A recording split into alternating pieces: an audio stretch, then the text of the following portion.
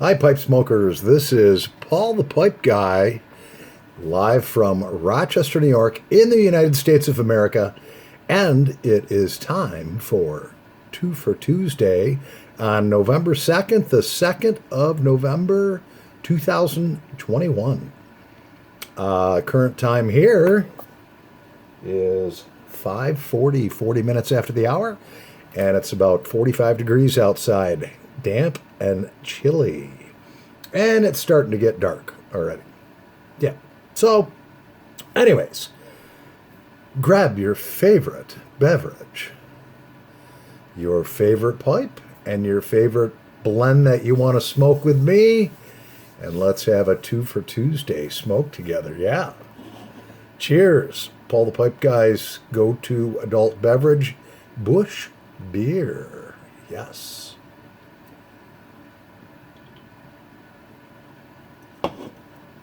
So in our first pipe, we have John Cotton's double-pressed Latakia. And it's actually a very good blend. It has, obviously, Latakia in it. And if you like English blends or Balkan blends, this is very comparable to both of those. So it has Latakia in it, it has Virginias, and it has Sweet Orientals, and a bit of Burley in it. Great blend. Oh, yeah. And we're going to be smoking that blend out of my beautiful bowl number 626 Savinelli Petite Natural. She's a natural blonde, and I haven't smoked her in a little bit. She's getting a little jealous, so let's fire up. And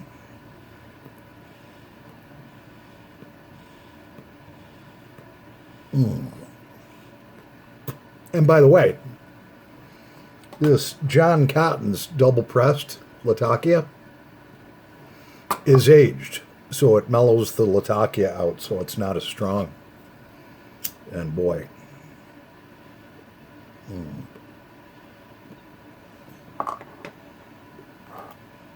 what a blend. Just a great blend. It's somewhat on the moderate side. It's not super strong, but it's not super smooth either. I mean, well, I don't know. I guess it is kind of smooth. It's good.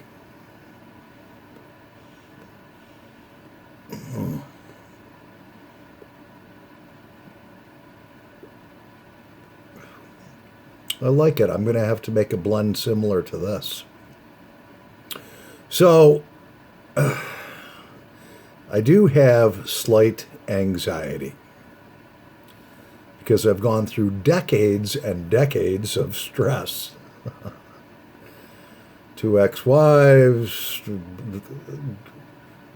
you know, that'll do it. So I take a micro dose of anxiety medication called Xanax.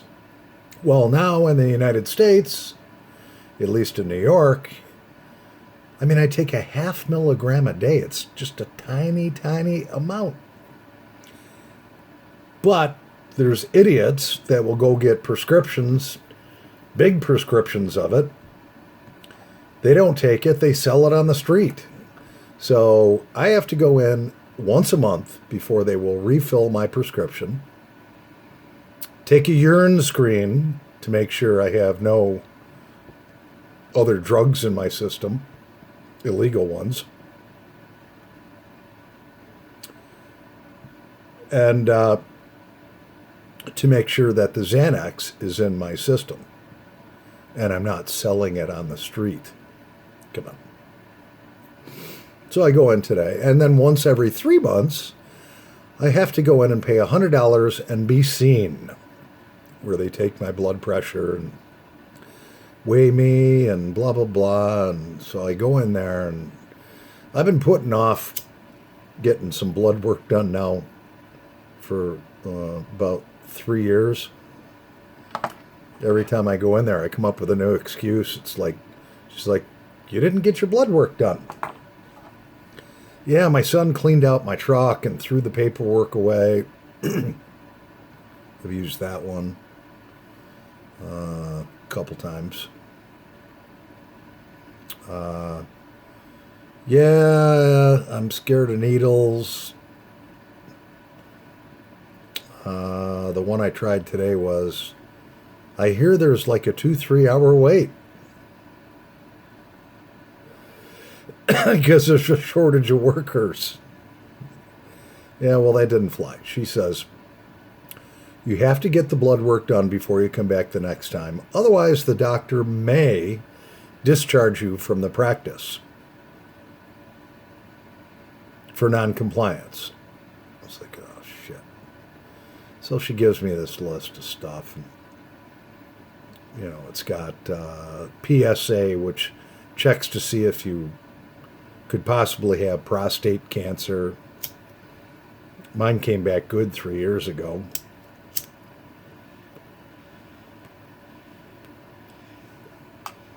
They're going to check vitamin D levels, kidney function,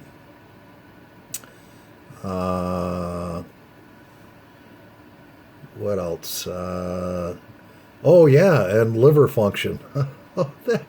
Oh, those numbers should be a great topic of discussion when those test results come back. Yeah, Busch beer. Actually, 3 years ago when I did have a full blood panel test done, my liver functions came back within normal limits, which I was like, because back then, 3-4 years ago, I was drinking like a pirate, like Keith Richards from the Rolling Stones, you know. Somehow they came back like normal. They were just maybe 2-3 points elevated above what they should be, and there was no concern shown over it.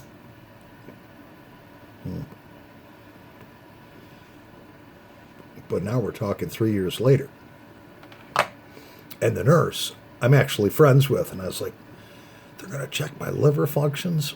Oh, you know, I drink a lot of beer. She's like, don't worry about it. We all do. I was like, what the... I'll tell you, I hate going to get blood work done. I can take my jackknife if I got a sliver or something and gouge it out, all right? I got a radiation burn because I had a hole in my shirt. I was welding, and all of a sudden I realized I had this huge radiation burn from welding. And then I developed like this little growth on my arm, and I was like, I don't like that. So I took my jackknife and cut it out. I can do all of that stuff. I can gash my hand open, blood everywhere. That doesn't bother me. My threshold of pain is very high. But when I am sitting there waiting to get blood work done, and I know someone else is going to stick a needle in my arm, it throws me over the edge. I don't show it, but I'm sitting there, you know. And of course it's over in 2 seconds and it's painless. Just the idea gets me. Anyways, so how is all of your liver functions, those of you who drink fairly well? Share it with Paul the Pipe Guy in the comments section. I'd love to hear that one. I'm serious.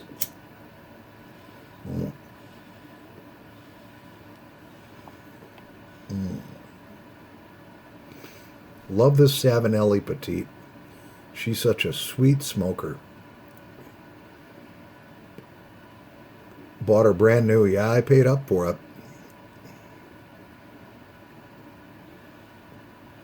So, a lot of you, my subscribers, have made a lot of comments that, because I've done a lot of Mr. Brog pipe reviews lately, and a lot of you are like, oh, I like that pipe. I'm going to order one. several. I must have sold, based on the comments, probably 100 Mr. Brog pipes just off my reviews that my subscribers liked and bought. And I do have one subscriber, I won't name him, and I don't know where he came up with this, but he's like, Mr. Brog pipes are junk. And I'm thinking, I didn't even respond to it, which is okay. You know what? If you're that subscriber and you're listening, that's fine with me. I have no problem with that comment at all. You must be one of those like $400 Dunhill guys or something like that, and maybe those inexpensive Mr. Brog pipes do seem like junk to you. Everyone's perception is different, and I respect that.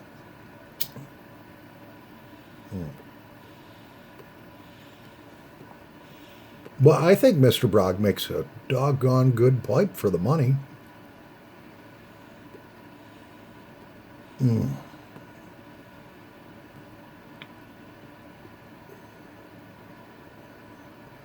So I got home today, and after going to the doctor's office, and my oxygen level was real good, and the doctor's like, she says, oh, there's no wheezing at all.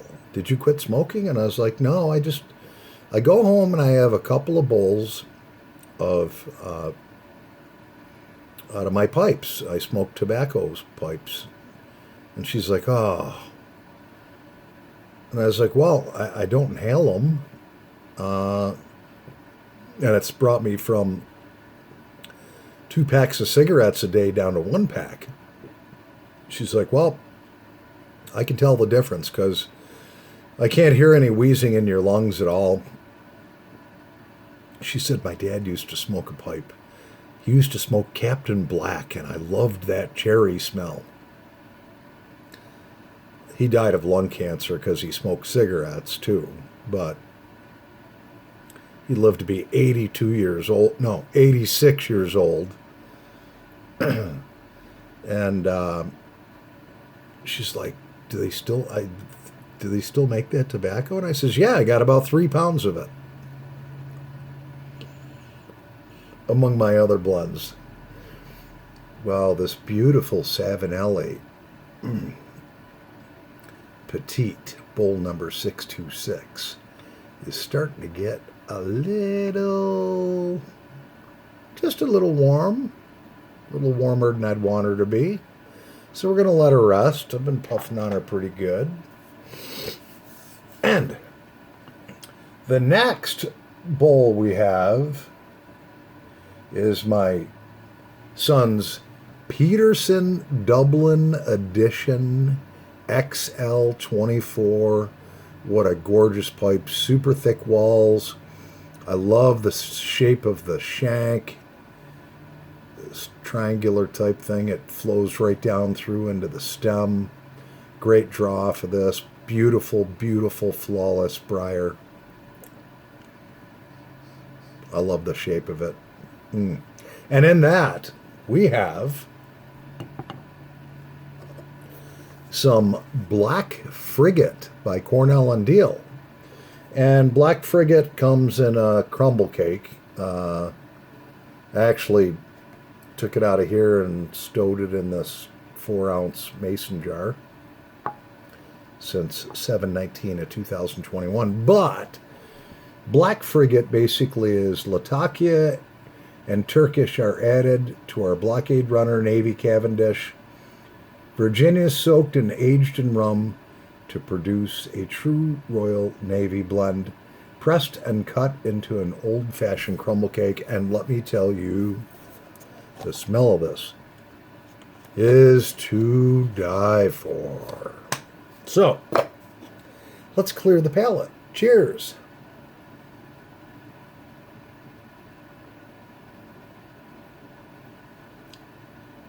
Oh, that tastes so good. Yeah. And this is what the Black Frigate crumble cake looks like in there. Yeah, just a block of compressed, loose tobacco compressed into a crumble cake. And We have our XL24 limited edition Dublin, packed about a little more than 3/4 of the way full. That's a good sized bowl too. And here we go.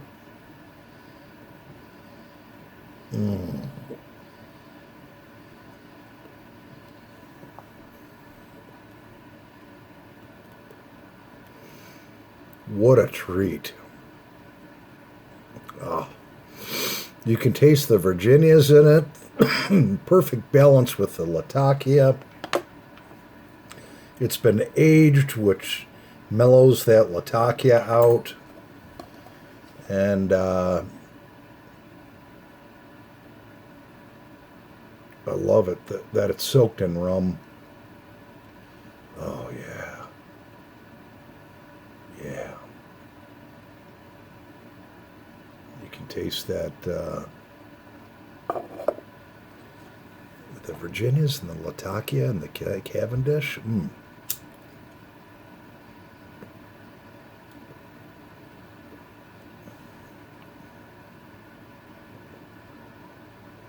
A very mellow smoke. Now, this has actually been aging since July, and this also, too, keep that in mind, so it's even aged more. If you leave them in the tins, unopened, so they basically have no oxygen in them until you pop the top. The aging process goes extremely slow, if any.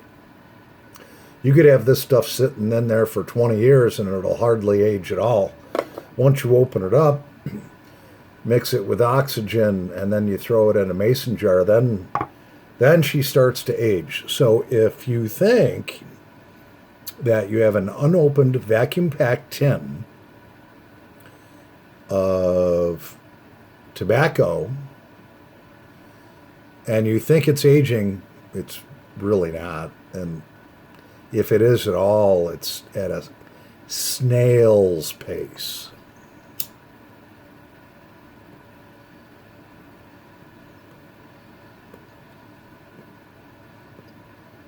So pop that tin open and then either throw the tin itself, either throw the tin itself in a Ziploc bag, or like for these ones here, I'll throw the tobacco in a Ziploc bag and then throw the tobacco and the Ziploc bag back in this type of tin. But these type of tins here, I just put a Ziploc baggie around it and get as much air out as I can. I write the date that I opened it, that I actually received it. So, I mean, there's no way I can smoke all the tobacco that I have collected in my lifetime. There ain't no way. Because I probably have close to 100 blends now. And I'm talking probably 40 to 50 pounds of tobacco. I mean, a lot of these blends I have multiple tins of, or I've bought it in bulk. I mean, vanilla custard, I have 3 1-pound bags of that. I mean, even that, how long would it take you to smoke 3 pounds of tobacco? A long time. And I'm going to be 57, so you know, if you got 40 or 50 pounds of tobacco, there's no way you can consume that much in your lifetime, I don't think. So these unopened tins all have the dates that I purchased them on the bottom. It'll be cool for somebody down the road 30, 40, 50 years come across one of those and be like, an unopened 50-year-old tin of spark plug tobacco. Whoa.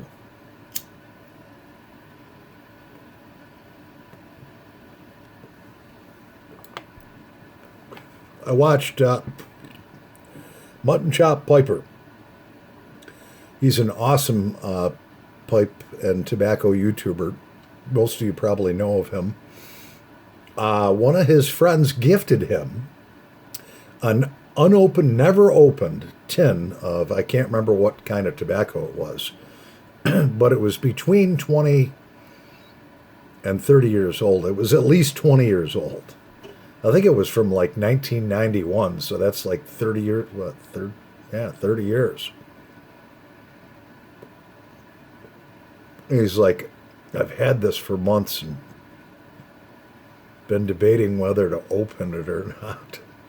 So he did. He did an actual YouTube presentation, and he did open it. And he was the one that actually told me that pipe tobacco will age at a snail's pace if it's vacuum sealed and never opened. So the reason why I jar mine or ziplock them and so forth is so they don't dry out, because they will dry out. Even though that tin has almost like a mason jar seal on it, it's just not good enough to keep it like totally dry, totally from drying out.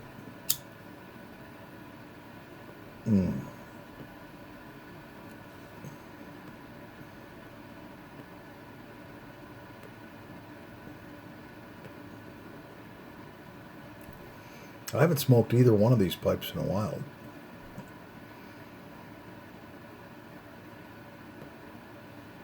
None of my new pipes have any teeth chatter or anything on it because I don't clench them in my mouth. I never do.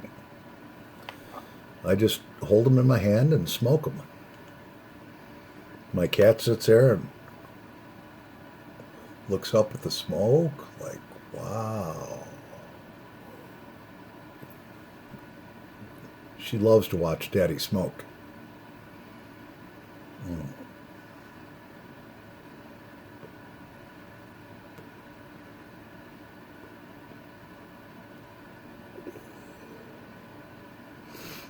Yeah. How's everybody enjoying Two for Tuesday? So my direct supervisor comes up to me today and he says, where are we at as far as the work you're doing? And I'm supposed to make 15 of these large parts. I won't get into really what they are. It doesn't matter. But they go through a process where I make the subcomponents, then I send them to grinding. They do the grinding they need to do. Subcomponents come back. I make a complete part. Then I send it to machining. Machining does the holes and whatever needs to be done. Then they come back to me again. And I have a few things that I have to weld onto them.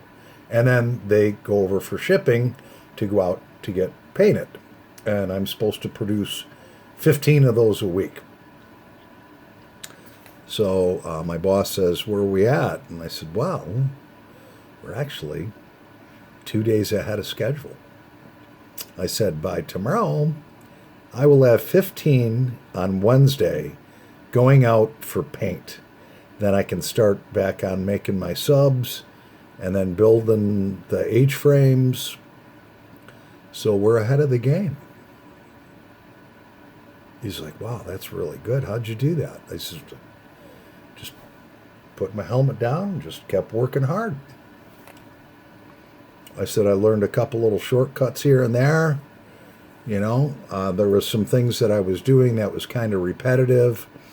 And those things I actually do at the very end of the process now, all at once, and it saves a lot of time. And of course, my skills are getting better. So when that happens, you produce quality parts at a faster rate. And everybody's like, well, why are you working so hard? Because they're going to expect that all the time. It's like they can expect anything they want. Because I come in every day, give them 100%, work as hard as I can. And if I fall short one day, 1 week, or whatever, if I fall a little short of their expectations, oh well. How's it feel to want? But I won't fall short. Because I actually could probably go a little faster, but I don't want to blow myself out of the water where I'm going 120 miles an hour all day long, and then they keep upping the ante on me, you know. A lot of these guys in factories would be like, yeah, don't work really super, super hard or really super, super fast, or they're going to expect it all the time, which I can understand. You know, I was in management for many, many years, and if one of my salespeople or whatever that I managed, month after month would sell 30 cars or whatever, you know, and when they didn't, I wondered why. What happened? You're my star performer. So I don't go as fast as I can. I don't screw off. I just take a nice, even, steady pace, leave myself some room, you know. It's not a race.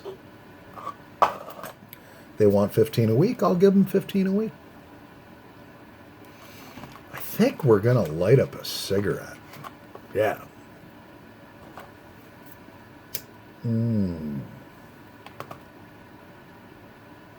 Oh, yeah.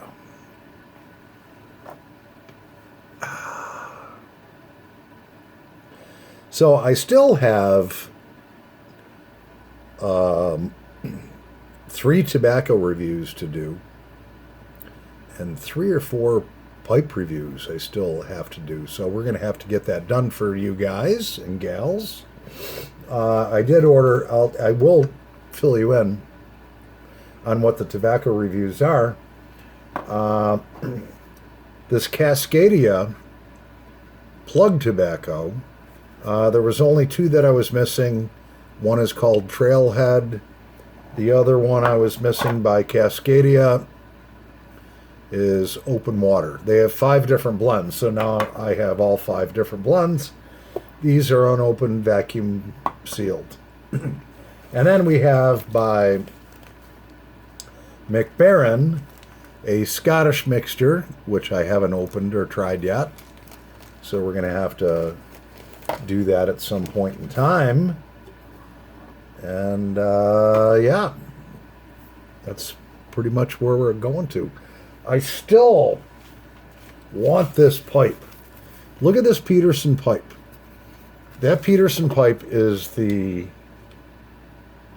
Rossler Classic. And if any of my subscribers own one of those pipes, I'd like to hear your thoughts on them. I mean, it's beautiful. The lucite or vulcanite or whatever that stem's made out of is like a semi-opaque orange color. It looks like it has beautiful briar on it, thick walls, a nice band around the shank.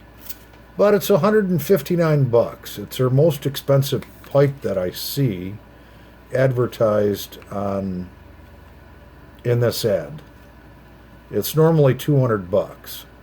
So they range from $140 to $200.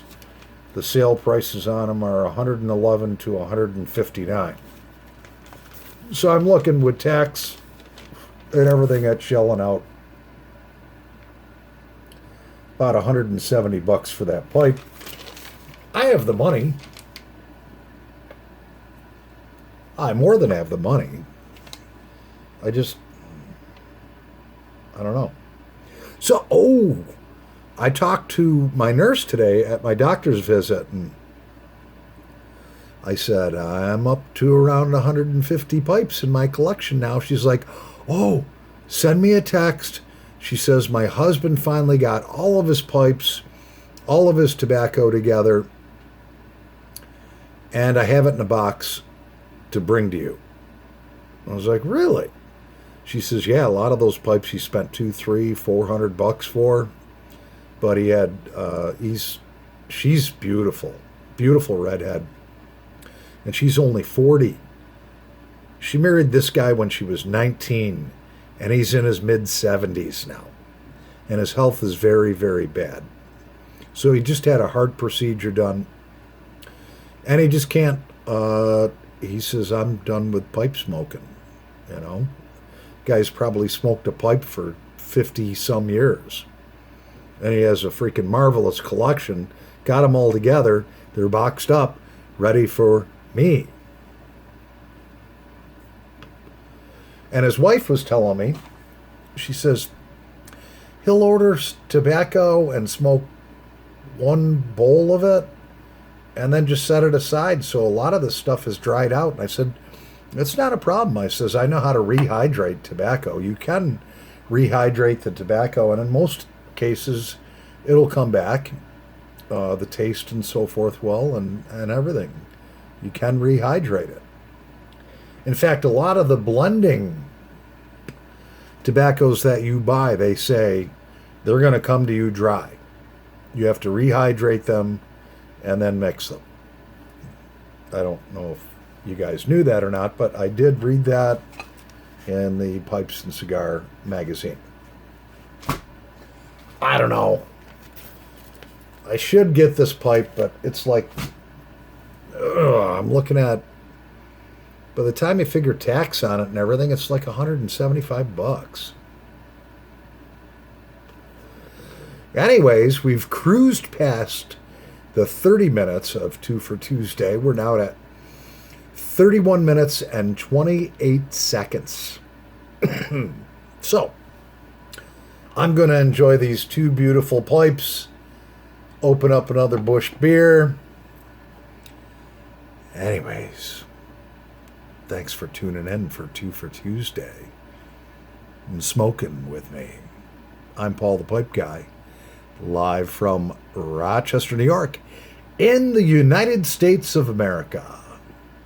Happy pipe smoking, pipe smokers, over and out. Stay smoky, my friends.